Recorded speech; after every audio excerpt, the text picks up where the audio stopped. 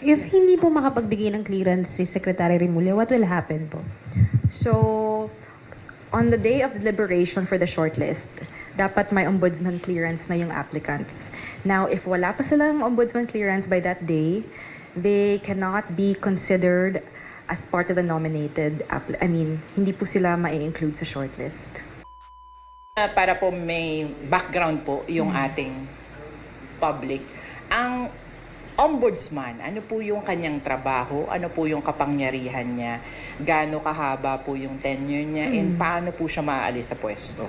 Well, number one, yung ombudsman, yung main role niya is to investigate and to prosecute yung mga illegal acts or omissions ng ating mga government officials and employees.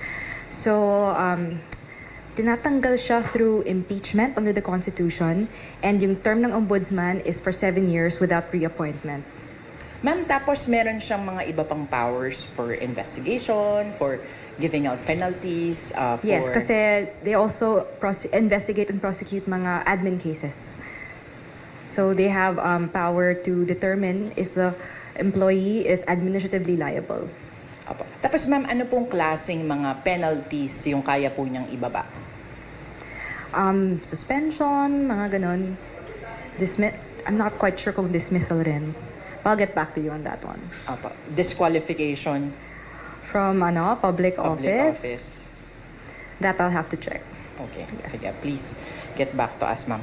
Ma'am, tapos sorry, dun sa mga questions po na pinadala ko, if you Yes. don't mind, I'll Sure. ask na po them.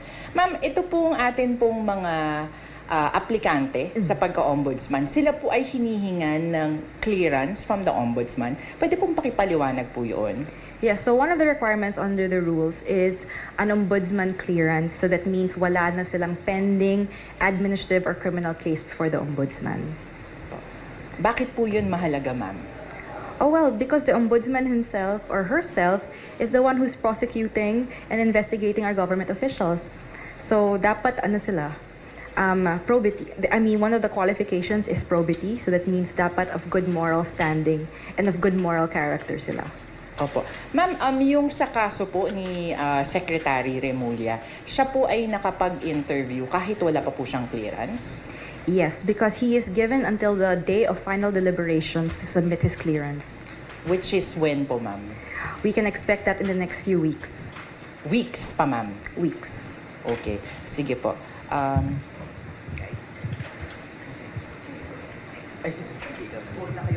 Hi ma'am, follow up lang ma'am. If hindi po makapagbigay ng clearance si Secretary Remulla, what will happen po? So, on the day of deliberation for the shortlist, dapat may ombudsman clearance na yung applicants.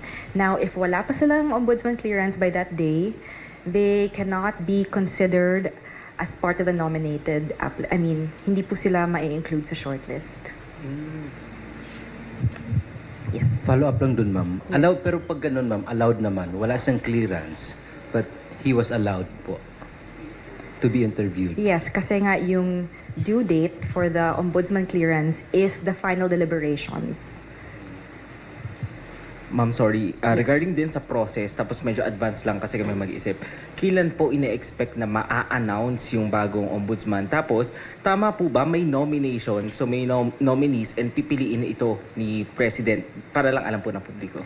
Okay, so under the Constitution, si Presidente meron po siyang deadline of 3 months to appoint the next ombudsman from the date of vacancy. So na-vacate po yung ombudsman position last July 27. So si Presidente kailangan po siya mag-appoint by October 25.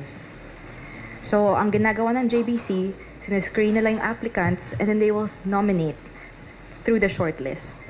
Tapos among the shortlist, dito po mamimili si Presidente. Ma'am, regarding naman po sa pag-oppose sa mga applicants for ombudsman, at any time po ba, any concerned citizen can file an opposition?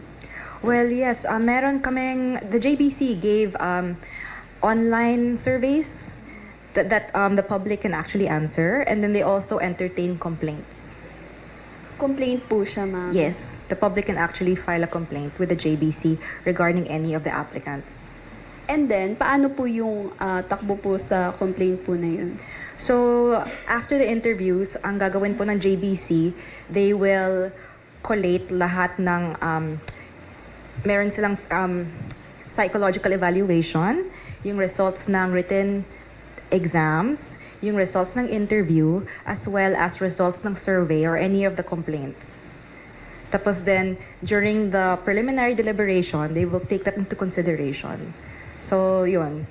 And then they will rank na the applicants based on the preference of the members. Attorney, for clarification na po, usually kasi di ba pag may JBC interviews tayo, talagang pag mayroon pong mga applicants na may mga pending admin or criminal cases, ay talagang clearance po yung hiningi sa kanila. Yes. So in this regard po with the case of SOJ, yung extension po ba nung pag-submit niya ng clearance, was it, sinabihan po ba siya na talagang the last day is, the day of final deliberations, or meron po bang naunang date? Final Supposedly. deliberations, kasi this is not the first time that the JBC did this. So there were instances, especially for the appointments of justices and judges, na pinagbibigyan ng JBC for the applicants to be able to submit their clearance on the day of deliberations. Last follow-up question lang po for me. Aside from clearance po, may possibility din po kasi na within this period ay ma-dismiss po yung case or complaint kay SOJ. Ano pong mangyayari if ever nangyari po yung theoretical situation po na yan? Thank you po. It's up to the Hypothetical, I'm sorry. Well, it's the ombudsman who will be doing that. So pag na-dismiss, then the ombudsman will be able to issue the clearance, kung ganun po.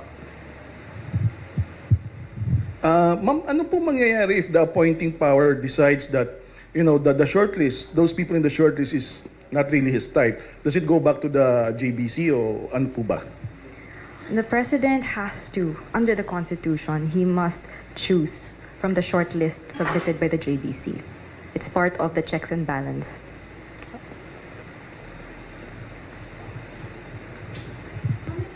Yes. Not that I'm aware of. It's unconstitutional. Yes.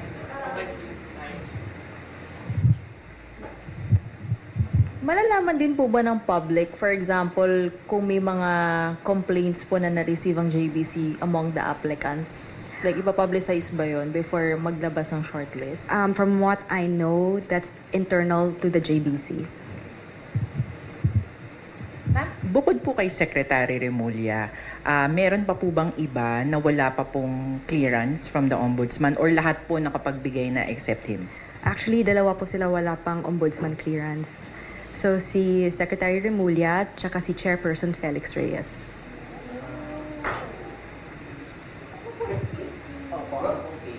Nagre-rebecon ako para alalayan ang katawan ko para sa trabaho, para hindi ako agad mapagod.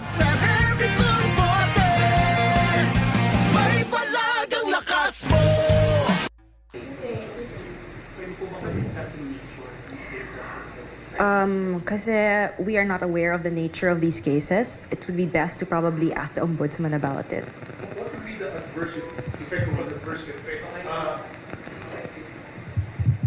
Would there be an effect if there's an adverse finding in the psychological exams? It would be Candidates. considered. Definitely, it would be considered. Especially, let's say, kung yung ranking nung applicants, or let's say meron silang nakatay, there are other qualifications that will be considered. Example would be the psychological evaluation, yung grades nila sa test, ranking sa bar, etc. Hi ma'am, for clarification lang po, if pwedeng i-disclose, ano po yung mangyayari after nitong interview, magpo-final deliberation, and magbobotohan po ba sila? Ano po yung process after? So after this interview, the JBC will be compiling, as I mentioned earlier, the results of the psych evaluation, the results of the written exam, results of the interview, as well as the surveys and other complaints. Then they will have a preliminary deliberation, and that's when they will be ranking yung mga preferred applicants, next preferred, least preferred, ganun. Then after that, there will be a final deliberation where they will come up with a shortlist, and pag may shortlist na, ito po yung itatransmit sa Office of the President. May SC's choice din, ma'am. May the Supreme Court's top notch, parang ganyan. Meron ganun, di ba? Only for SC vacancies. Yes. How How many votes does the chair of the Justice Committees from both houses? Do they get one half or one? I forgot the rules. Just one. So So Congress they have will, one half. they will just, yeah, the Congress will only have one vote.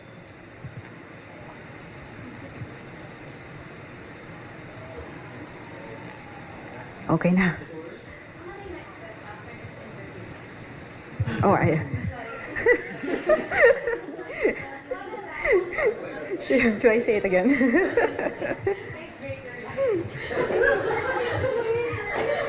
Do you want to know about how many votes JBC needs? Ay, hindi ko alam. Wala pang deliberations eh. Pero they need the vote of the 4 members to be included in the shortlist. Kasi right now there are 7 members. But since SOJ is a member and also an applicant, he will not be able to vote. So 4 out of 6, yes. Sir, ano na pong update dun po sa complaint na inihain sa inyo ni Senator Amy Marcos sa Ombudsman? I'll be filing a motion to resolve the issue as soon as possible. Opo. Tapos sir, ano po ba yung inilalatag natin doon sa atin pong naging sagot na from the start hanggang po sa ngayon, sir? What do you mean? Sir, ano po yung ipinaliwanag natin doon po sa simula? Well, I'm applying for a leadership position. That's what I'm doing. Opo. So may we also get your reaction because Senator Amy Marcos is claiming that acting ombudsman right now is facing pressure to allegedly dismiss this. No comment. I don't want to comment. Pero sir, ano po yung gusto niyo ipaintindi po dun sa naging action niyo po noong nangyari po yung pag-aresto po kay dating Pangulong Rodrigo? Trabaho po namin yan na to keep the country stable, to prevent violence, to prevent the happening of any untoward acts. And I think that we were able to peacefully bring him abroad to face the charges against him without hurting anybody physically. I think that's the most important thing. It's the most peaceful way of doing what had to be done. Sir, for the record po, what happened to the complaint? Is it archived, still alive? I don't know. But it's still pending in the Supreme Court. Yeah, there's a petition in the Supreme Court about it, yes. Sir, pero... For certiorari. Opo. Sir, doon po sa mga paliwanag po ng opisina ng Department of Justice, maging po nung iba po pong mga ahensya na kasama po doon sa pagpapatupad ng arrest warrant na po na yun. Ano po sir yung, kumbaga basehan natin? Ano po yung... Basta ako yun, ang opinion ko kasi, ano yan it's a time when they ask the Secretary of Justice what his opinion is, if it's the right thing to do. And I said it's the right thing to do. I gave the clearance. That's it. It has a basis in law. It has a basis in 9851.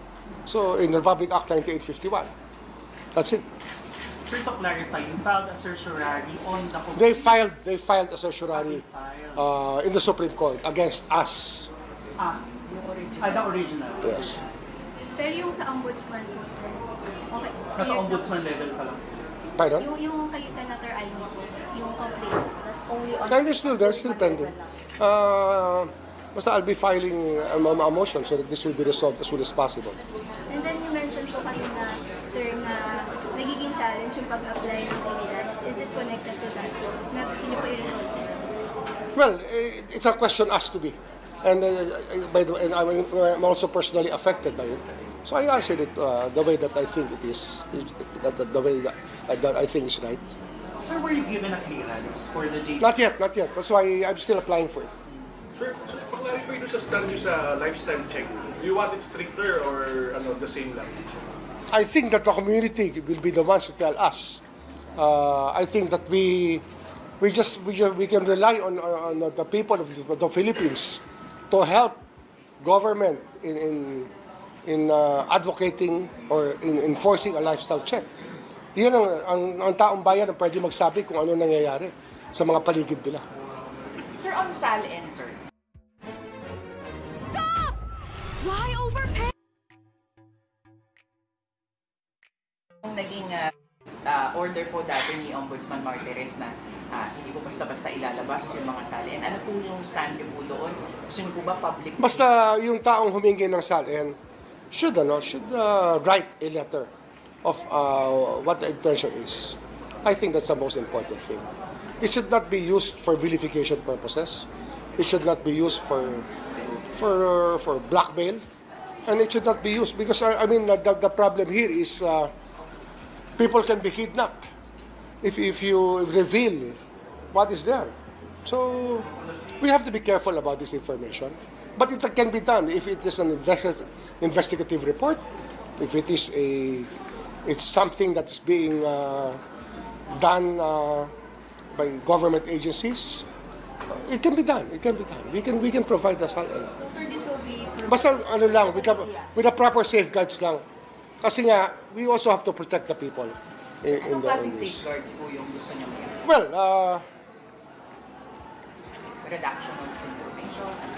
i-redact yung ibang bagay and commitment not to publish some things which may cause trouble to their people or their families. So easier access for the media, sir? Oh yes, easier access. Yes. Will you be issuing a memorandum reversing the 2021 memorandum of Ombudsman Martin? I think that will happen when I'm there already.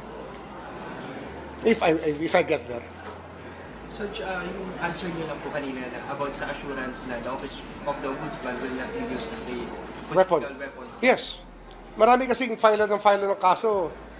Ginagawa nilang lugar parang ano yan eh. Ang DOJ ginagawang lugar ng abogado maging collection area. Pa-file na ng criminal case para makakolekta sila, magsesettle sa kanila. Ganun din dito sa politika nangyayari din yan eh. Sa politika naman, sinusubukan nilang kunin yung side ng kabila para parusahan ng kalaban. Pero the ombudsman has to be fair. Sa akin naman, it has to be fair. Hindi naman dapat weaponize. It should never be weaponized. How about the resident ombudsman program? Are you willing to... Yes, of course. But I think the community is a better, more reliable ally in the fight against corruption will be the community itself. Sa barangay. I mean, the neighborhoods where my fellow public servants live. Sir, what's your stand po on lifestyle checks for relatives of public officials? Pwede naman. Why not? Why not? It should happen. Okay? Thank you.